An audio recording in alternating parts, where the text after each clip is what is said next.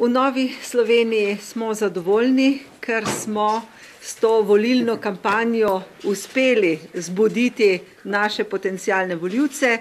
Ankete kažejo krivulje navzgor, vrata v parlament se nam odpirajo. Seveda ne želimo deliti plena, dokler je jelen še v gozdu, kot pravijo, zato seveda bomo počakali do nedelje.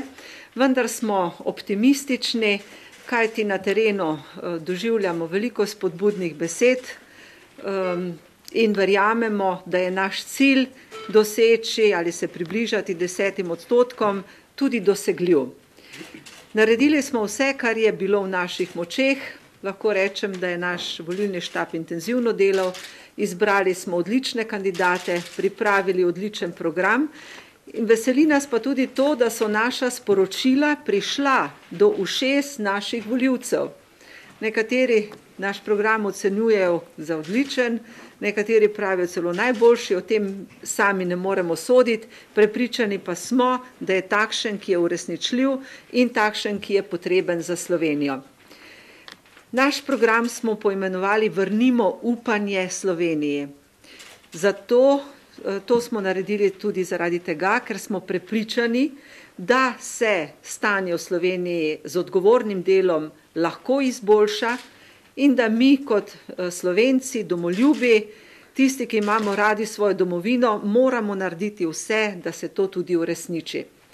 Tudi pred 3 leti, ko je Nova Slovenija izpadla iz parlamenta, je bilo veliko pesimističnih besed, da se nam ne bo uspelo vrniti. Mi smo pa prepričani, da z odgovornim trdnim delom, z vizijo, s prepričanostjo, da je krščanska demokracija v Sloveniji potrebna, smo na dobri poti vrnitve v slovenski parlament. Novi Sloveniji tudi želimo, da bi bilo možno sestaviti pomladno vlado, tudi zaradi tega, ker je leva vlada pač dokazala, da ne zna uvesti ali pa pripraviti primernih ukrepov za rešitev krize. Zato se nam zdi najbolj demokratično, najbolj pošteno, da pač sedaj druge stranke pokažejo, kakšne rešitve imajo za prihodnost. Seveda si pa v Novi Sloveniji tudi želimo, da bi bilo več dialoga v prihodnje, več spoštovanja argumentov, več sodelovanja in več dela za naše skupno dobro.